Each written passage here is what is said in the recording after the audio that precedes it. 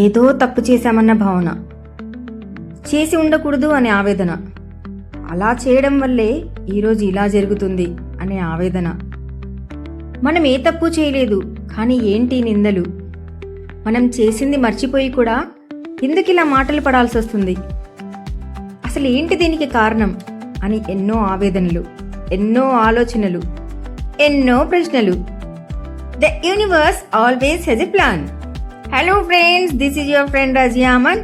Welcome to RJ అడ్డా 2.0.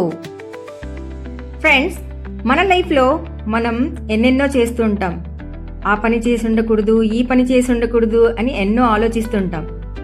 మీరు ఏ తప్పు చేయలేదు. You have done nothing wrong. చాలామంది గతంలో తాము తీసుకునే నిర్ణయాల గురించి లేదా జరిగిన పొరపాట్ల గురించి ఎప్పుడూ బాధపడుతూ తమని తాము నిందించుకుంటారు. దాన్నే సెల్ఫ్ గిల్ట్ అంటాము.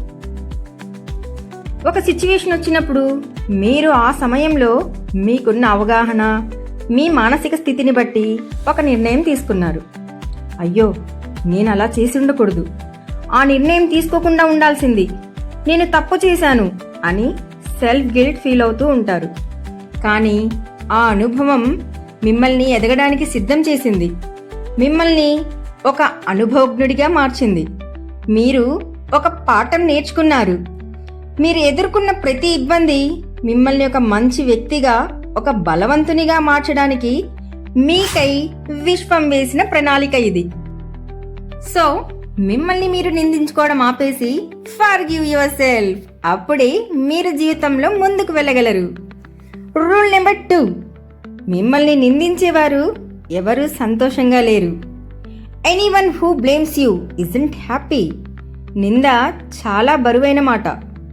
మనం చేయనిది మనల్ని ఎవరైనా అంటే ఆ బాధ చెప్పుకోలేనిదే.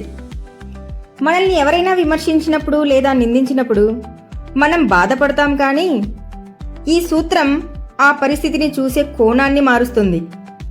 ఒక వ్యక్తి ఇతరులపై నింద వేస్తున్నాడంటే అది వారి లోపల ఉన్న అసంతృప్తికి సంకేతం. ఎవరైనా మిమ్మల్ని తక్కువ చేసి మాట్లాడితే అది మీ బలహీనత కాదు ఫ్రెండ్స్, అది ఎదుటి వ్యక్తిలో ఉన్న ఫ్రస్ట్రేషన్ అని గుర్తించండి. ఎవరైనా మిమ్మల్ని నిందిస్తున్నారు, మిమ్మల్ని ఎత్తి చూపుతున్నారు అంటే మిమ్మల్ని అనే వ్యక్తి సంతృప్తిగా, సంతోషంగా లేరని అర్థం. ఎందుకంటే బలమైన వ్యక్తులు నిందలు మోపే బలహీనమైన పనులు చేయరు.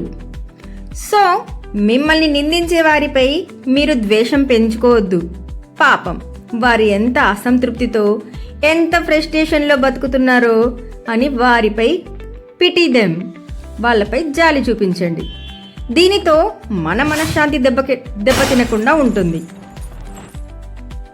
సో ఫ్రెండ్స్, మనం తప్పు చేయలేదు, అది ఒక అనుభవం మాత్రమే. సెల్ఫ్ గిల్ట్ మానేసి సెల్ఫ్ లవ్ స్టార్ట్ చేయండి.